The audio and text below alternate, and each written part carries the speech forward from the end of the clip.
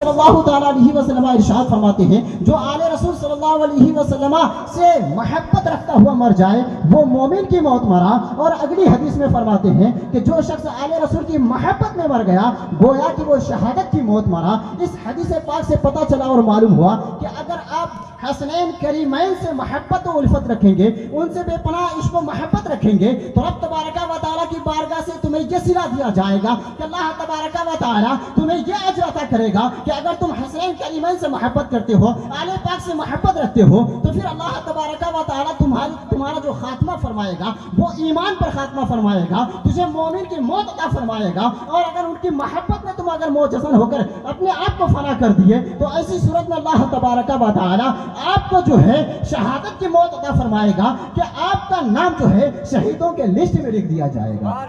میرے عزیزو, اس لیے ہمیں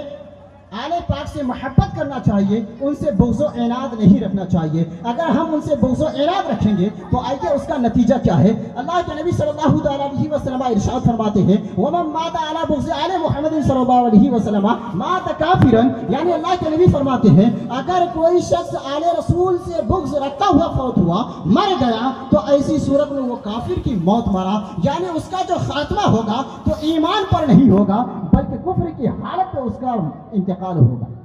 میرے عزیزو, تو ہمیں آل رسول سے بغض و عناد نہیں رکھنا ہے, ان سے دشمنی نہیں رکھنی ہے, ان کے ساتھ عشق و محبت کا درس دینا ہے. کیونکہ اگر ہم ان سے محبت نہیں رکھیں گے تو آئیے دوسری حدیث پاک میں اللہ کے نبی فرماتے ہیں کہ جس نے میری اہل بیت پر ظلم کیا تو اس پر جنت حرام ہے. تو سوچنا چاہیے ان لوگوں کو, یہ حدیث اس کے سامنے تو موجود تھی کہ میرے نبی نے تو فرما دیا تھا کہ اگر میرے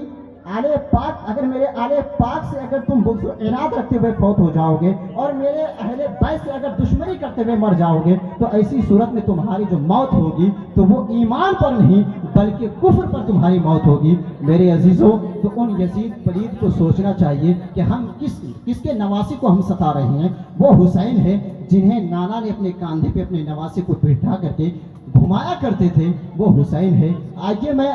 اللہ کے نبی صلی اللہ علیہ وسلم کی وہ حدیث بیان کروں. اللہ کے نبی فرماتے ہیں کیونکہ ٹائم شارٹ ہے اس لیے مجھے جلد سے جلد ان باتوں کو آپ تک پہنچانا ہے جس سے آپ کا ایمان میں تازگی پیدا ہو جائے, آپ کے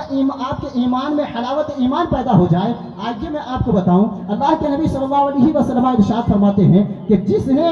امام حسین رضی اللہ تعالی عنہ سے بغض و عناد رکھی گویا کہ اس نے ہم سے بغض و عناد رکھی. اگر کسی نے ان سے دشمنی رکھی گویا کہ اس نے ہم سے دشمنی رکھی. اگر کسی نے ان کو غضب نہ کیا گویا کہ اس نے ہم کو غضب نہ کیا. اور جس نے ہم کو غضب نہ کیا گویا کہ اس نے اللہ تبارک و تعالیٰ کو غضب نہ کیا. اور جس نے اللہ تبارک و تعالیٰ کو غضب نہ کیا تو اللہ تبارک و تعالیٰ اس کا ٹھکانہ جہنم عطا فرمائے گا, اس کا ٹھکانہ جہنم ہوگا. میرے عزیزو, اس حدیث پاک سے بھی پتہ چلا اور معلوم ہوا کہ اگر ہم اہل پاک سے اہل بیت سے اگر ان سے محبت نہیں رکھے بلکہ ان کے ساتھ دشمنی رکھی, ان کو بلا وجہ تکلیفیں دی, ان کے ساتھ اگر ہم نے حسن سلوک نہ کیا تو پھر ایسی صورت میں ہمارا ٹھکانہ جہنم ہوگا, ہمیں جہنم میں جانا پڑے گا, ہمارے لیے جنت نہیں ہوگی. آئیے میں آپ کو بتاؤں, اس سے آپ کو اندازہ لگ جائے گا کہ میرے آقا علیہ الصلوۃ والتسلیم امام حسین سے کس قدر محبت فرما رہے ہیں.